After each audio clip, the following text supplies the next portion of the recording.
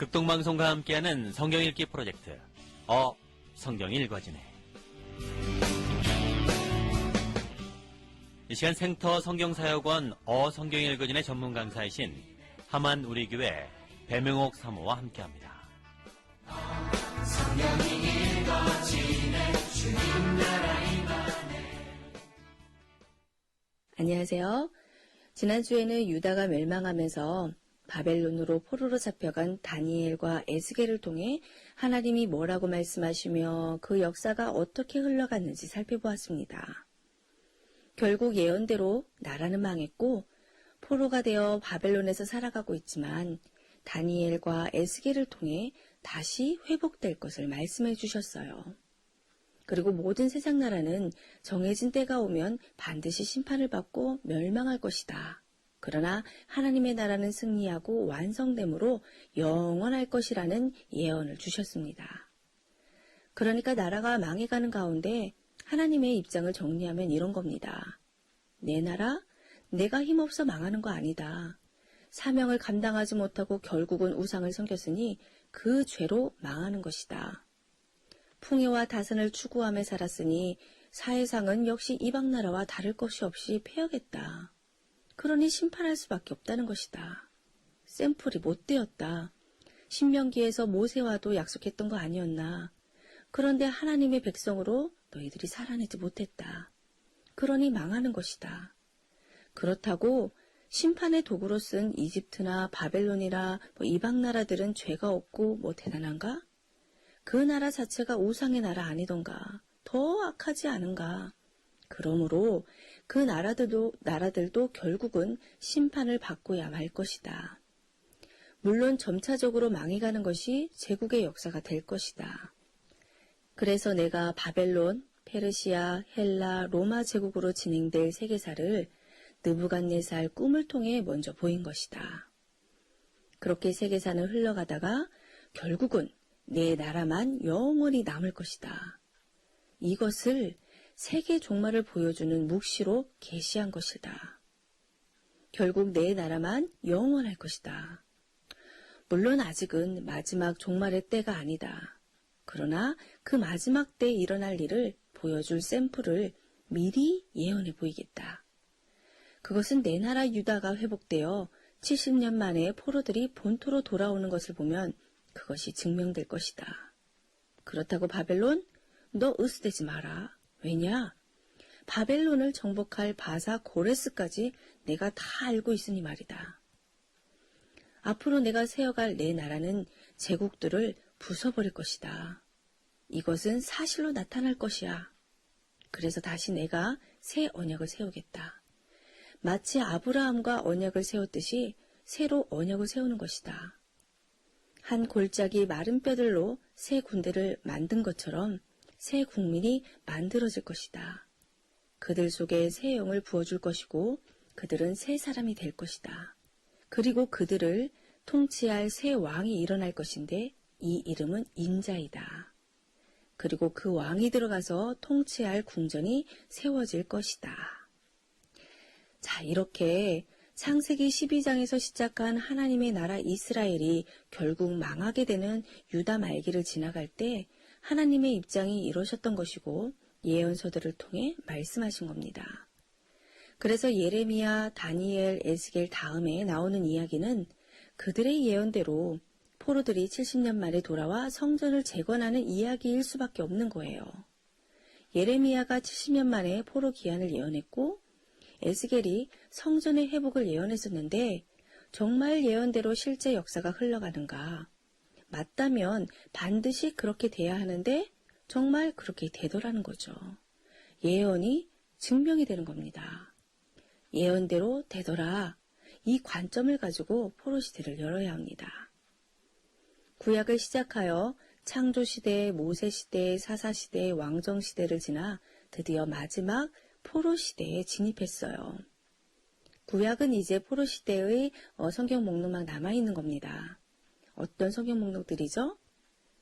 역대상하, 에스라, 에스더, 느헤미야 이렇게 5권의 역사서와 학개, 스가랴, 말라기 이렇게 3권의 예언서가 있는데요. 이 8권의 포로시대 성경 목록 중에서 가장 중요한 성경 목록이 있습니다. 바로 에스라예요.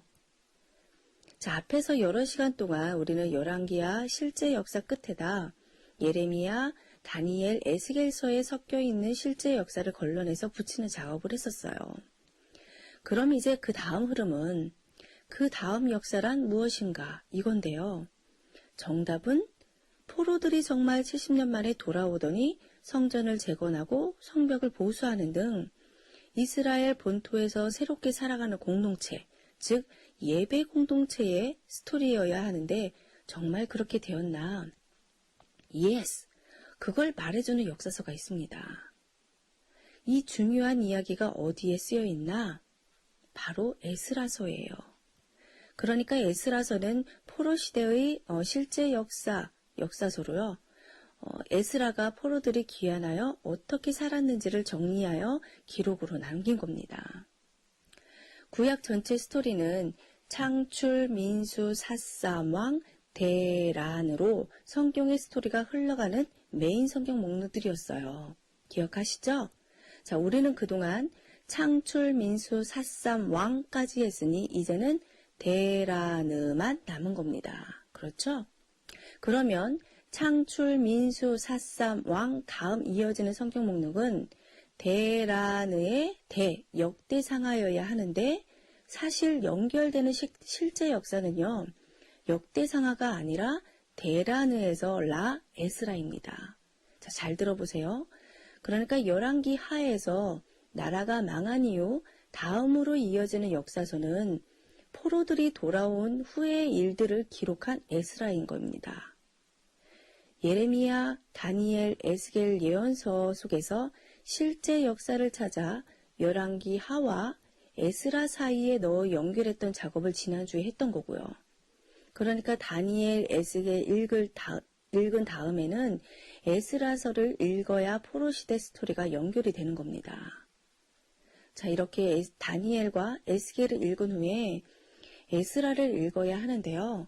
실제로 우리 성경을 펴보면 에스겔 이후에 읽어야 할 에스라가 훨씬 더 앞쪽에 있어요. 그러니까 역사서는 역사서끼리 모아두다 보니 그런 건데요. 그래서 성경이 어렵고 연결이 안 되었던 겁니다. 그런데 그럼 역대상하는 왜 에스라 앞에 위치하고 있는가? 대란의였죠? 자, 이것은 나중에 다시 설명드리겠습니다. 오늘부터 공부하는 포로 귀환 시대 역사를 이해하려면 이 에스라를 모르면 안 돼요. 에스라가 포로 귀환 이후 역사의 기본이랍니다. 자, 왜냐하면 에스라서 상황 속에서 나머지 성경 목록이 다 발생했고 연결이 되어 있기 때문이에요. 그러니까 에스라서를 중심에 놓고 다 엮여 있어요. 이 사실을 이제 어떻게 이해하느냐가 앞으로 남은 성경을 읽을 수 있느냐 없느냐를 판가름하게 됩니다. 그러니까 에스라서를 모르면 나머지 7권의 역대상하, 학개, 스가랴, 에스더, 느헤미야, 말라기도 이 포로 시대에 어떻게 연결시켜야 하는지 모르게 되는 거예요. 그러니 에스라가 중요한 겁니다. 앞으로 우리가 남아있는 구약을 어떻게 공부할 것이냐면요. 에스라에 써있는 포로 귀환 이야기를 정리하면서 그 스토리에 연결되는 성경 목록, 자, 역대상하, 학개, 스가랴, 에스더, 느헤미야, 말라기에 맞는 자리를 찾아 끼워 넣으면 구약은 끝이 납니다. 자, 이렇게 하여 포로 귀환 시대가 뭐 어쨌다라는 건지 이렇게 알고 나면 쉬운데요. 하지만 정확히 알기까지는 그래도 복잡한 부분입니다. 그래서 여러 번 반복하여 듣기만 해도 완전히 여러분 머릿속에 확실히 이 포로 시대에 대해 정리가 될 수 있도록 해드릴 거예요. 자, 왕정시대 이후 포로 시대가 많은 분들에게는 안개지대와 같은 곳이었어요.